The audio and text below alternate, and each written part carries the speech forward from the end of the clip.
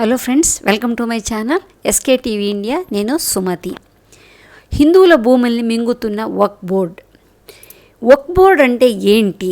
ఈ వక్ఫ్ బోర్డుకి ఈ సూపర్ పవర్ ఎవరిచ్చారంటే, ఇంత అధికారం ఏ రాజకీయ పార్టీ వల్ల వచ్చింది, ఇందుకోసం వచ్చింది, ఇవన్నీ మనం ఈ వీడియోలో క్లియర్గా చూద్దాం.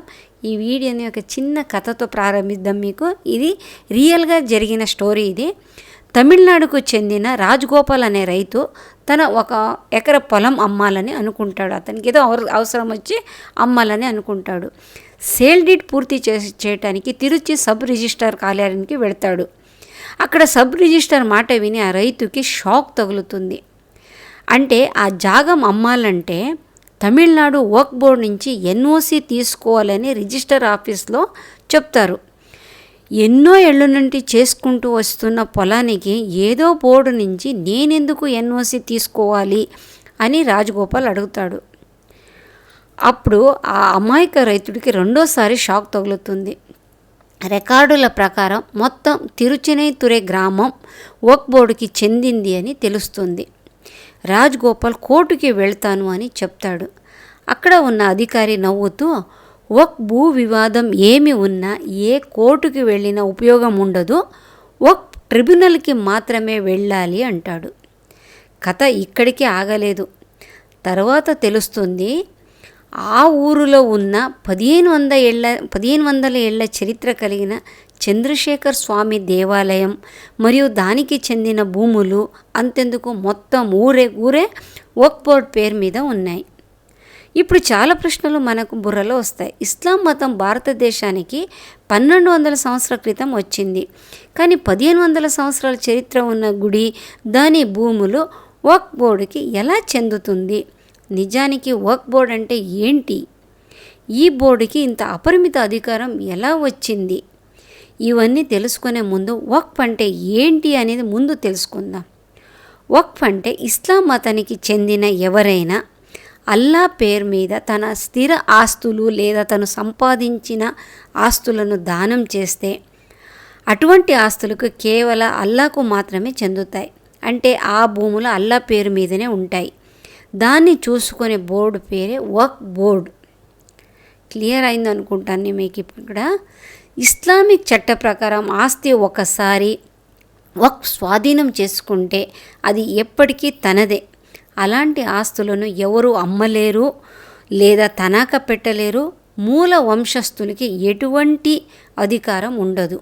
వక్ఫ్ ఆస్తి ద్వారా వచ్చే సొమ్ముని ధార్మిక కార్యక్రమాలకి మాత్రమే వినియోగించాలి.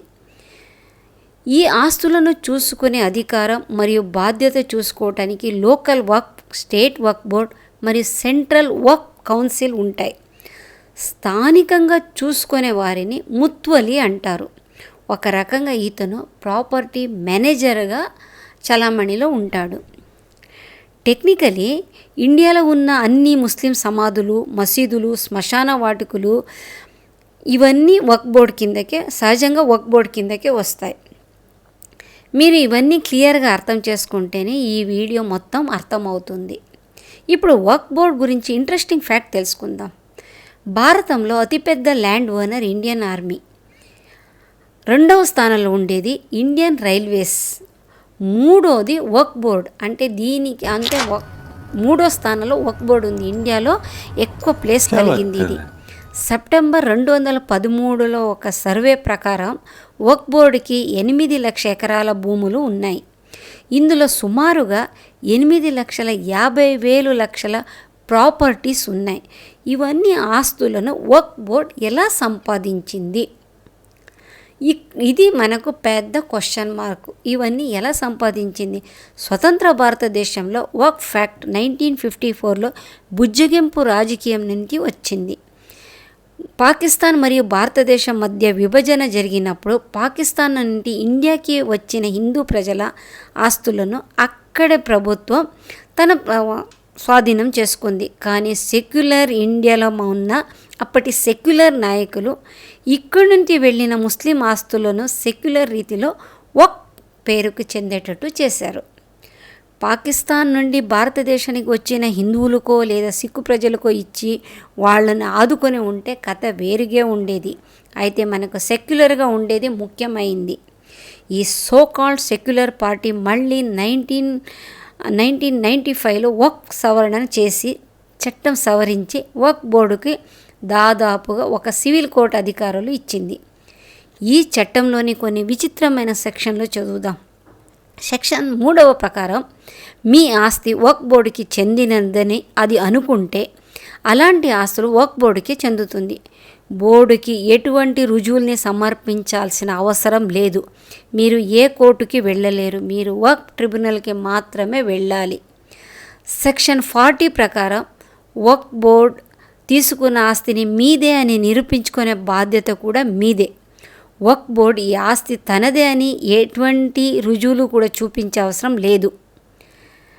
సెక్షన్ 85 ప్రకారం ట్రిబ్యునల్ మీరు చూపించిన సాక్ష్యాలను నమ్మకపోతే ఆ ప్రాపర్టీ వక్ఫ్కే చెందుతుంది. ఇంకా మీ ఆస్తి మీద ఆశల్ని వదులుకోవాల్సిందే. దేశంలోని ఏ న్యాయస్థానం అంతెందుకు అత్యున్నత న్యాయస్థానమైన సుప్రీంకోర్టు కూడా ఏమీ చెయ్యదు. దానికి అధికారం లేదు. వక్ఫ్ బోర్డ్ ఏదైనా ఆస్తిని తన స్వంత ఆస్తిగా పరిగణిస్తే దాని స్వంతదారులకు ఎటువంటి నోటీస్ కూడా ఇచ్చే అవసరం లేదు. డైరెక్ట్గా తన వశానికి తీసుకోవచ్చు. 1991 ప్లేసెస్ ఆఫ్ వర్షిప్ యాక్ట్ ప్రకారం స్వాతంత్రానంతరం ప్రార్థనా స్థలాలు తమ మతాన్ని మార్చుకోవటానికి వీలు లేదని మరియు అవి ఉండే ప్రదేశాలు వాటికే చెందాలని పేర్కొంటూ 1991 ప్రార్థనా స్థలాల చట్టం ప్రకటించబడింది. విచిత్రం ఏంటంటే దీని తర్వాత 1995లో వచ్చిన వక్ఫ్ యాక్ట్ వేరే ప్రాపర్టీని క్లెయిమ్ చేసుకోవటానికి అధికారం ఇచ్చారు. అంటే దానికి మళ్ళీ సవరించారు.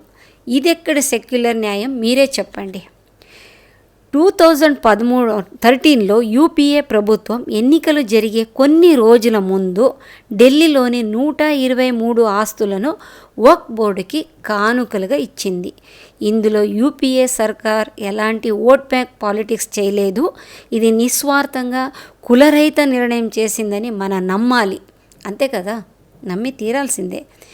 ఈ అపరిమిత అధికారం ఉపయోగించి తమిళనాడు వక్ఫ్ బోర్డ్ తమిళనాడులో ఉన్న 1500 సంవత్సరాల పురాతన దేవాలయం ఇంకా దానికి చెందిన భూములు మొత్తం తనదే అని చెప్పింది. స్టార్టింగ్లో నేను చెప్పిన కథ ఇదే. ఉత్తరప్రదేశ్లోని సున్నీ సెంట్రల్ వక్ఫ్ బోర్డ్ తాజ్మహల్ పై కూడా దావా వేసేందుకు ప్రయత్నించింది. అది జరగలేదు అనుకోండి, అది పక్కన పెట్టుకుందాం. కర్ణాటక వక్ఫ్ బోర్డ్ బెంగళూరు ఈద్గా మైదానంలో గణేష్ చతుర్థి వేడుకలు నిలిపివేసింది. అయోధ్య రామ మందిరం మరియు ఇప్పటి జ్ఞానవాపిలో కూడా వక్ఫ్ పోరాటం చేస్తూనే ఉంది. అంటే తన స్వాధీనం చేసుకోవాలని చూస్తుంది. ఇవన్నీ సెన్సేషన్ కేసులు అయితే మీడియా కవరేజ్కి దొరికి పబ్లిక్కి తెలుస్తుంది. చిన్న చితక కేసులో వక్ఫ్ ట్రిబ్యునల్ బయాస్ సైడ్ జడ్జ్మెంట్ ఇచ్చినా ఎవరికి తెలియదు. వక్ఫ్ బోర్డుకి ప్రత్యేక హోదా రాజ్యాంగంలోని 14 మరియు 15 అధికరణలకు వ్యతిరేకంగా, అంటే ఇది రాజ్యాంగ విరుద్ధం. నా అభిప్రాయం అయితే వక్ఫ్కి ప్రత్యేక హోదా ఇవ్వకూడదు. అలా దానికి ఇస్తే హిందూ దేవాలయం కూడా ఇవ్వాలి. ఇలాంటి చట్టం తీసుకురావాలి. దీని గురించి మీ అభిప్రాయం ఏమిటి కామెంట్స్లో దయచేసి చెప్పండి. ఏంటంటే భారతదేశం డెమోక్రటిక్ అండ్ సెక్యులర్ దేశం కదా. జై హింద్.